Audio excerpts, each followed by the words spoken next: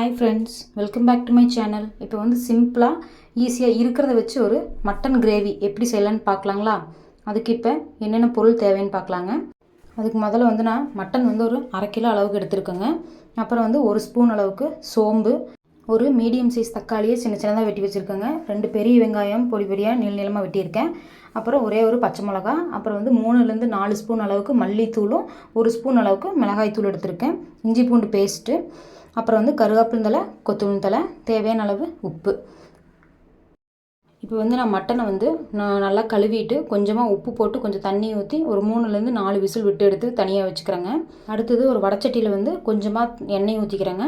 எண்ணெய் வந்து நல்லா சூடானதுக்கப்புறமா சோம்பு வந்து ஒரு ஸ்பூன் அளவுக்கு சோம்பு ஆட் பண்ணிக்கிறேன். சோம்பு நல்லா பொரிஞ்சதுக்கப்புறமா வெட்டி வச்சுருக்கிற பெரிய வெங்காயத்தை ஆட் பண்ணிக்கிறேன். ஆட் பண்ணிவிட்டு ஒரு வணக்கிக்கலாம். கூடவே வந்து ஒரு பச்சை மிளகா வந்து உடச்சி போட்டுக்கிறேன். நீங்கள் வந்து இன்னொரு பச்சை மிளகா ஆட் பண்ணணுன்னாலும் பண்ணிக்கலாம். எனக்கு ஒன்று போதுன்னு ஒன்று போட்டிருக்கேங்க. நல்லா வணக்கி விட்டுக்கலாம். கூடவே கருவேப்பிலை தலையும் போட்டுக்கலாங்க. ஓரளவுக்கு வணங்கினா போதுங்க, ரொம்ப வந்து வணங்கணும்னு அவசியம் கிடையாது. ஓரளவுக்கு லைட்டாக வெங்காயம் வந்து வணங்கினதுக்கப்புறமா வெட்டி வச்சுருக்கிற தக்காளியை ஆட் பண்ணிக்கலாங்க.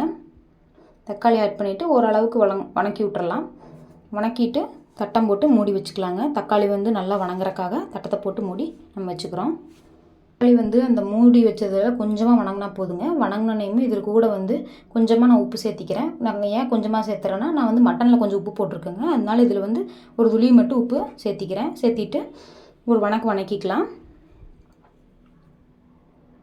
அடுத்தது வந்து இஞ்சி பூண்டு பேஸ்ட் சேர்த்திக்கலாங்க. இஞ்சி பூண்டு பேஸ்ட் வந்து சேர்த்தணும்னு நினச்சிங்கன்னா சேர்த்துலாம், இல்லைன்னா விட்டுடலாம். இது வந்து நான் சேர்த்துனா கொஞ்சம் டேஸ்ட் நல்லாயிருக்கும், அதனால நான் சேர்த்திக்கிறேன். நீங்கள் வேண்டாம்னு நினச்சிங்கன்னா விட்டுடலாம். இது கூடவே வந்து மிளகாய்த்தூளும் மல்லித்தூள் எடுத்து வச்சுருக்கோம் இல்லைங்களா, அந்த ரெண்டையும் வந்து இது கூட சேர்த்திக்கலாம்.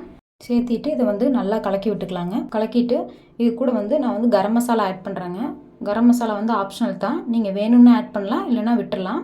அதை ஆட் பண்ணால் கொஞ்சம் டேஸ்ட் நல்லாயிருக்கும், அதனால நான் ஆட் பண்ணிக்கிறேன், இல்லைனா விட்டுடலாங்க. கொஞ்சமாக தண்ணி சேர்த்திக்கலாங்க. ஏன்னா இந்த மசாலாவோட பச்சை வாசனையெல்லாம் நம்மளுக்கு போகணும், அதனால் கொஞ்சமாக தண்ணி சேர்த்தி நல்லா வணக்கி விட்டுக்கலாங்க. மட்டனில் இருக்கிற தண்ணி கூட நீங்கள் இது கூட ஆட் பண்ணிக்கலாம். ஆட் பண்ணிவிட்டு நல்லா ஒரு கலக்கிட்டு தட்டம் போட்டு மூடி வச்சிடலாங்க. நல்லா கொதி வரணும். அது வேணும்னா நீங்கள் இன்னும் கொஞ்சம் தண்ணி கூட ஆட் பண்ணிக்கலாம். நல்லா பச்சை வாசனையெல்லாம் இப்போ போயிடுச்சுங்க. இந்த டைமில் வந்து வேக வச்சு எடுத்து வச்சுருக்கிற மட்டனை வந்து இது கூட சேர்த்திடலாங்க. சேர்த்திட்டு நல்லா கலக்கி விட்டுறலாங்க. நல்லா கலக்கிட்டு நல்லா கொஞ்சம் தண்ணி சுண்டி வர்றதுக்காக தட்டத்தை போட்டு மூடிடலாம். நல்லா ஓரளவுக்கு தண்ணி சுண்டிடுச்சுன்னா, உங்களுக்கு அந்த கன்சிஸ்டன்சி போதும்னு நினச்சிங்கன்னா இல்லைன்னா இன்னும் கொஞ்சம் சுண்டணும்னு நினச்சிங்கன்னா சுண்ட விட்டுக்கலாம். இன்னும் கொஞ்சம் சுண்டுச்சுன்னா நம்மளுக்கு வந்து அந்த கிரேவி வந்து நல்லா திக்காகும்போது டேஸ்ட் அருமையாக இருக்குங்க. இன்னும் கொஞ்சம் கூட நீங்கள் சுண்ட வச்சுக்கலாம். இந்த டைமில் வந்து தேங்காய் இருந்துச்சுன்னா தேங்காய் வந்து அரைச்சி கூட சேர்த்திக்கலாம். அரைச்சி சேர்த்தி ஒரு கலரி விட்டுட்டு கொஞ்சமாக கொதிச்சோன்னையும் வந்து ஆஃப் பண்ணிட்டீங்கன்னா அது டிஃப்ரெண்ட் டேஸ்ட்டாக இருக்கும். அவ்வளோதாங்க. மேலே வந்து மல்லித்தலை தூவி ஒரு கலர்னோம்னா முடிஞ்சிச்சுங்க. இருக்கிறத வச்சு ஒரு மட்டன் கிரேவி எப்படி செய்யலான்னு பார்த்துருக்கோம். அவ்வளோதாங்க. இதை நீங்கள் எப்படி இருக்குன்னு செஞ்சு பார்த்துட்டு கமெண்ட் பண்ணுங்கள். லைக் பண்ணி சப்ஸ்கிரைப் பண்ணுங்கள். தேங்க்யூ.